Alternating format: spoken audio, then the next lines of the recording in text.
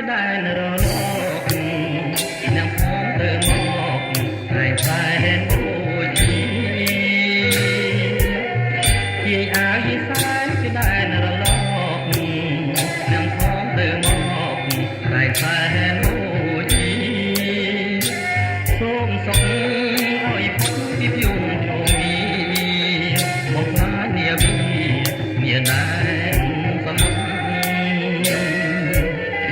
ជាអាយសែនមកដែនខែទឹកយើងខ្ញុំរំលឹកនឹងគុណបំផុតជាអាយសែនមកដែនខែទឹកយើងខ្ញុំរំលឹកនឹងគុណបំ